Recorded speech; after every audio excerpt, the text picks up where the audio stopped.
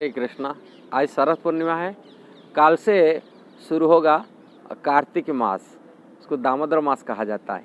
ये दामोदर मास सबसे 12 महीने में प्रमुख मास कहा जाता है, सर्वश्रेष्ठ कहा जाता है। क्या कार्तिक मास में कोई व्रत तपस्या आदि करता है वो 1000 गुण उसकी फल अधिक बढ़ जाता है अलग महीना से।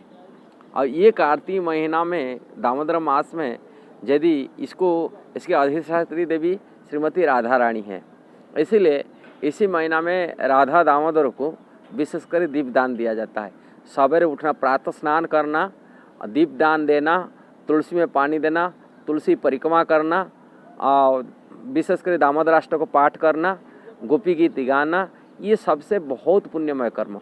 और अधिक जप करना ये बहुत महत्वपूर्ण है।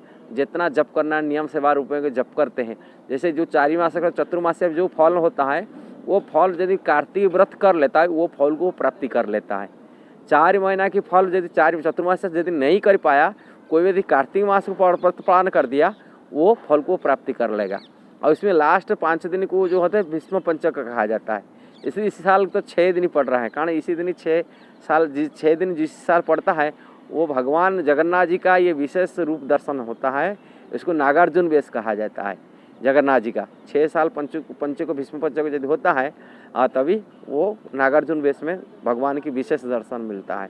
इसलिए दामोदर मास में जमुना स्नान, गंगा स्नान, दीपदान, तुलसी सेवा, प्रातः उठ जागरण और नियम हिसाब से कोई भोजन करता है, नियम को रात्रि भोजन छोड़ देता है, जमे में सोता है, और ये भी सब व्रत तपस्या भक्त लोग करते हैं, व्रत नियम धारण करते हैं इसमें।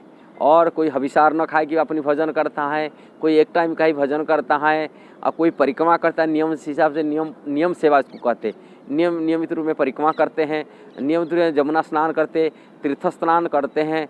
ये सभी पुण्यमय कर्म है। आप कार्तिक व्रत के हिसाब से आज के दिन से आज तो पूर्णिमा है, शरद पूर्णिमा है, आश्विन पूर्णिमा है, काल से शुरू करना चाहिए। और काल से लेकर के नवंबर 30 तारीख तक अगला कार्तिक पूर्णिमा तक माने दामोदर पूर्णिमा व्रत की समापन करना चाहिए। कार्तिक व्रत धारण करना चाहिए। जो व्रत करने चतुर्मास्या की जो कर नहीं पाया अति कम से कार्तिक व्रत करके वो पूर्ण करना चाहिए। अपने जीवन में पुण्यभागी होना चाहिए। विशेषकर राधा दामोदर की सेवा करना चाहिए। राधा दामोदर ऐसे ही जसोदा नंदन जसोदा दामोदर के लिए जसोदा माता बांधे थे, ऐसा ही लीला में आता है राधा रानी मध्य भी कृष्ण को अपनी फूल की रस्सी में बांधे थे उदर में, इसलिए राधा दामोदर कहा जाता है भगवान श्री कृष्ण को। और जो रस्सी के भक्त होते, जो श्रृंगार रस्सी के भक्त होते, वो राधा दामोदर की आरती उतारते। और दीपदान दामोदराष्टक का जो पद्म पुराण में वर्णन है, शतवृत्ति मुनि के द्वारा रचित थी। दामोदराष्टक नियमित पाठ करना चाहिए, सवेरे शाम पाठ करना चाहिए, सवेरे शाम को दीपदान देना चाहिए। विशेषकर तुलसी स्टिक में जो दीपदान देना और पुण्य फल है। तुलसी महारानी की जो होते सूखा तुलसी होते जो सूख जाता है उसकी लकड़ी में और रुई लेपटाई की उनको घी में डुबा कर तुलसी में दीपदान देने से और महत्वपूर्ण बढ़ जाता है। इसलिए तुलसी दीपदान देना चाहिए। और तुलसी महारानी की परिक्रमा करना नियमित रूप में, प्रातः उठना चाहिए। ये दामोदर व्रत आप जरूर करना चाहिए।